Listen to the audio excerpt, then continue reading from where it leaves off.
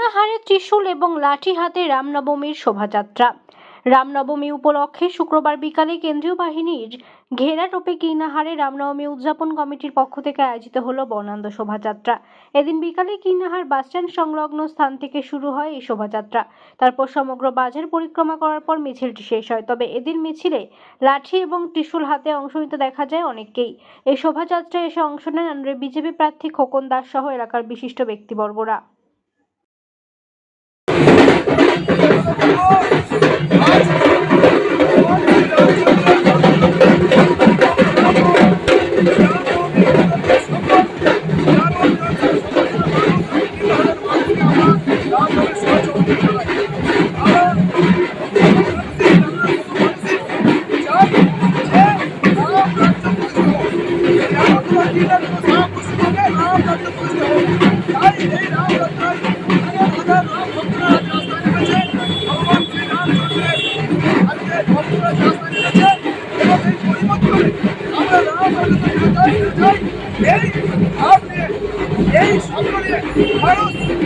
ভগবান শ্রী রামচন্দ্র শোভাযাত্রায় এই শোভাযাত্রায় আজকে আমাদের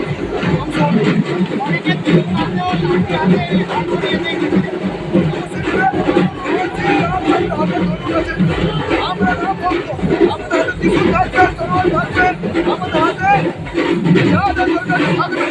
আমরা সনাতনী, আমরা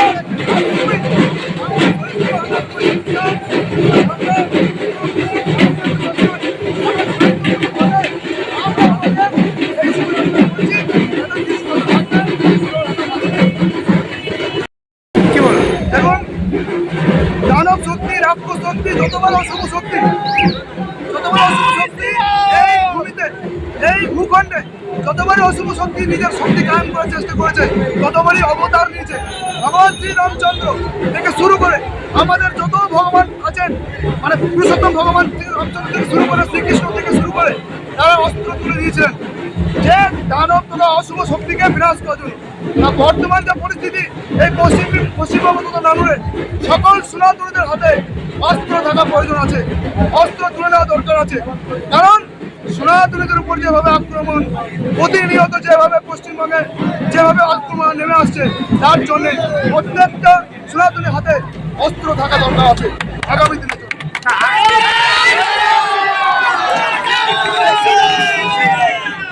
আগামী দিনে কি রাম রাজ্যে পরিণত হবে? আগামী দিনে রাম রাজ্য প্রতিষ্ঠা চাই, পশ্চিমবঙ্গের মানুষ তথা নানুরের মানুষ চাই এই রাম রাজ্য প্রতিষ্ঠা চাই। রাম রাজ্য প্রতিষ্ঠা হলে এখানে মানুষ শান্তিপূর্ণভাবে বসবাস করতে পারবে, সন্ত্রাস, ভয়, খুন, ধর্ষণ থেকে এখানে মুক্ত হবে। এই নানুর তথা সারা পশ্চিমবঙ্গ তথা পুরো ভারতবর্ষ শান্তিপূর্ণভাবে বসবাস করতে চাই। কারণ সনাতনীরা সবসময় শান্তপ্রিয়ভাবে মানুষের জন্য, মানুষের পাশে থেকে মানুষ সুস্থভাবে বসবাস করতে চায় এবং দেশের কথা এবং সমাজের চিন্তা ভাবনা করে সনাতনীরা সবসময় চিন্তা ভাবনা করে এগিয়ে যায়। তাই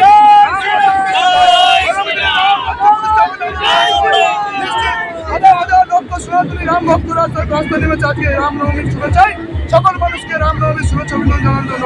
তাই নানুর আগামী দিনে রাম রাজ্য প্রতিষ্ঠা হওয়ার জন্য তৈরি হয়ে আসছে, মানুষ তৈরি হয়ে আছে।